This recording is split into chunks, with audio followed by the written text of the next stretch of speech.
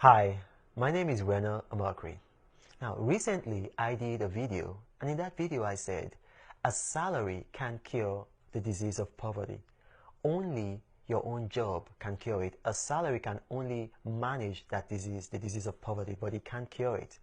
Now, after that video, I got a lot of feedback from the public. It was very positive feedback. A lot of people said, Reno, you opened up my eyes or our eyes to an area that we had overlooked. But I had one person, I think maybe two, or it could have been one person who said, no, a high-paying job can actually cure the disease of poverty. Now, here's the thing. Even a high-paying job can't cure the disease of poverty. You see, it merely increases your standard of living. And you cannot maintain that standard without that job. So what happens is that you're tied to the job. Now, you get a high-paying job, and then, for status purposes, or, just maybe because of the kind of job that you have, you move to a different place, it affects the kind of car you drive, it affects your lifestyle.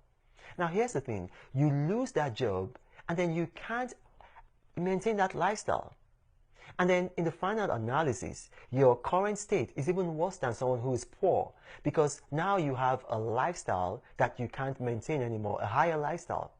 Now, this is the reason why many Wall Street bankers and many stockbrokers, not just in Wall Street, City of London, any, like high net worth financial zone, this is why a lot of them commit suicide when they lose their high-paying jobs, because they can't maintain that standard of living after losing the job. Now, I'll tell you a story. You probably heard of Brian Acton. Brian Acton went to Facebook. He answered an ad and went to Facebook for a job. Unfortunately, or so he thought, he wasn't employed by Facebook. Now, rather than become depressed, he went home and he went back to pursue his passion, which was writing code and developing apps. Now, along with his friend Jan Koum, he developed an app called WhatsApp. Now, they worked on WhatsApp, they built it, it had hundreds of millions of users all over the world. And then Facebook approached them and offered them $19.3 billion to buy them out from WhatsApp.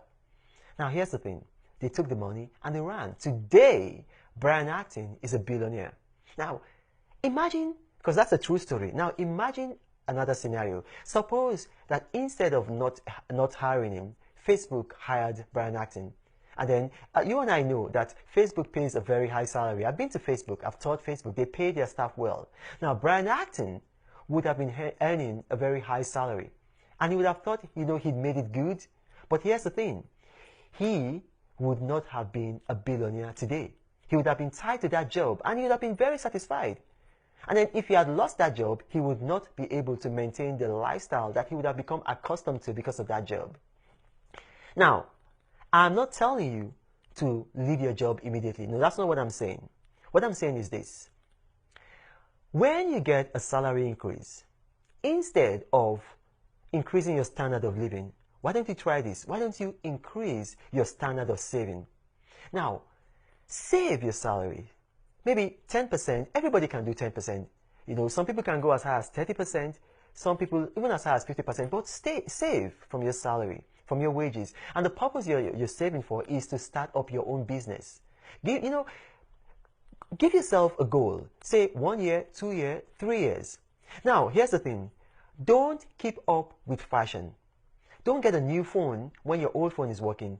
Don't get an upgrade to your car because the latest version is out. Don't buy designer clothes when your previous clothes still size you. Here's the thing. Keeping up with fashion is fashionable. It's nice. But being broke is not fashionable. Being broke is not even nice. And that's what's going to happen to you, because to keep up with fashion, it takes a lot from you. I'll also tell you this. Forget about impressing people. Just focus. Live to impress God. Don't impress people. When you impress people, people get jealous of you. But if you impress God, God gets pleasure from you. It doesn't matter even if it's in church. It's human nature. Only the Holy Spirit can remove it from man. People get jealous of people who impress them. But God gets pleasure from you. And when God gets pleasure from you, He blesses you. So forget about impressing people with your money. Save your money. And do this. Don't lend money to friends and family. That's one of the easiest ways to destroy relationships. Instead of lending money to them, what you can do is figure out how much you can comfortably give them when they ask you to lend them money. And you know what? They're going to value that relationship, and then you would have done a spiritual exercise. You would have sown into their life, and God blesses people who sow. Now, I'll tell you this. Finally, everybody is looking for money, but money isn't looking for everybody. Money is looking for people with ideas. Now, you don't have to be educated, very educated to get ideas.